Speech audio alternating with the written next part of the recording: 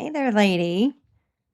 Today I wanted to talk about traditions and dive into a few that I realized we had in our family that weren't necessarily sought out, but they ended up becoming our own traditions.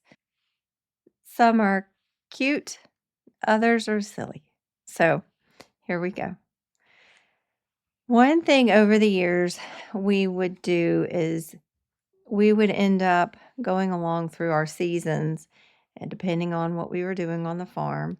And closer we got to the summer solstice, the longer we would work outside. So in the month of May, so springtime, kind of going into summer. If you're in the South, it's almost summer every every season. But in May is something I want to touch on first because over the years, when we would be outside so many times, and even before we had so much time to work on the farm or with the animals or in the garden or building fences or building and creating chicken coops or pens or whatever, we would be outside and that would basically be our day. That would be the whole thing we ended up doing would be what that project was. And so the longer we had daylight, the longer our day was.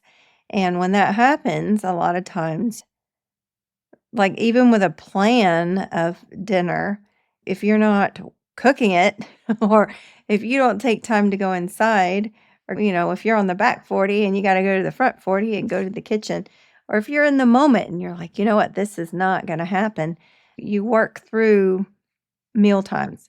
And by the end of that day, which ends up being later than we wanted, we would be so hungry. It was like, you know, forget cooking, forget what we had planned.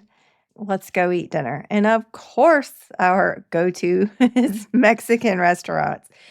And it just seemed as though over the years that we would go, well, Mexican restaurant is definitely our go to for all kinds of things. I think we're not the only ones that happens to.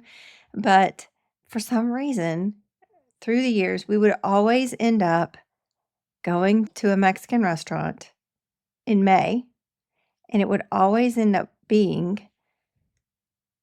May the 4th, which is, of course, the day before Cinco de Mayo.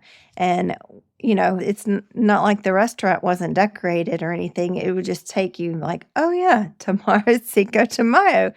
And with that, it was like, why do we always end up going to a Mexican restaurant on May the 4th, the day before Cinco de Mayo? I have no idea how it happened, but it happened so many years that it became our tradition. So our tradition is to go eat Mexican on Mayo the 4th, as I call it, Mayo the 4th. So the day before Cinco de Mayo is Mayo the 4th, for us because we unintentionally created a tradition of Mexican on May the 4th. That is one thing that we've learned that and we do. And we don't always get to go, it doesn't always work out that we get to go on May the 4th, but we will definitely try to hold our tradition as much as possible just because it's silly. Another thing I did, and I didn't necessarily intend for it to be like a tradition in the sense of when the kids get out of the house or, when they grow up, but this was an interesting one for me. One of the things that started me on this more of a homestead type journey and thinking of my home as like what I can do with it to create things for ourselves and to do things from scratch and do them natural and have the kids involved. And that was a book we got at a yard sale when we lived in town, and it was Little House on the Prairie, one in the series by Laura Ingalls Wilder. And not just reading that book, or honestly, it was for our daughter, and she read the book super fast, but, I had never read the books. I had watched the show, but I had never read the books.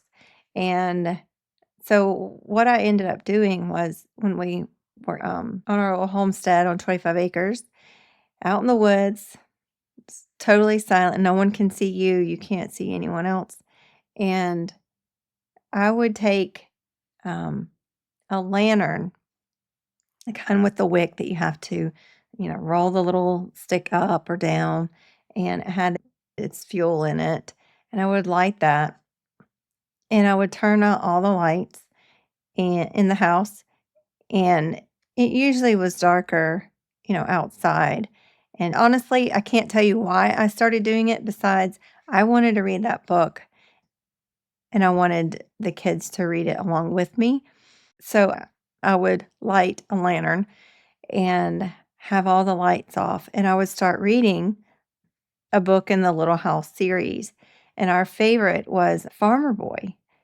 That was just such a cute book. Now, it wasn't about Laura Ingalls, it's about Almanzo, but it was just kind of something I ended up doing that became a tradition for us. So, I would read other books, but for some reason, the Little House on the Prairie books were definitely a book that was expected every winter by the kids that we would read, and believe it or not, it didn't just help in the moment because I'm sure there's some science behind it where the lights are dim. We didn't have TV in the first place, but, there was no movies playing, there was no digital anything. It was a old-fashioned lantern with a flickering light and me reading a book to my children before bed. Like, it was just so calming, and, there was no agenda. There was nothing besides you're sitting there reading a story to your children just because that's what you wanna do. And, it's almost like getting ready for bed. They would get ready for bed first because, of course, by the time I was done for however many chapters it was, they were done. They were totally done. And there was no challenge getting them to go to bed. They were definitely more than ready, if not already asleep. And the interesting thing, it wasn't that they expected it through the years.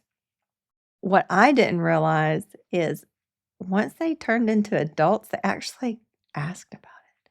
Like, "Hey, are we gonna be reading Little House on the Prairie this winter?" I want the lantern back," things like that. So your traditions that you make, um, they don't just last while your kids are at home, they take it with them into adulthood. So, they say they're lasting, they're definitely lasting. Another thing we ended up having, it was a birthday present. Our oldest is a boy, and when he turned 10, I mean, this was the biggest deal ever. He got a buck knife. I mean, how much boy gift can you get than a buck knife? And he would carry that buck knife on his hip, on his belt all the time. It was part of his daily wardrobe. And that was just one thing that, I thought at first it was like, okay, so he gets a buck knife, you know.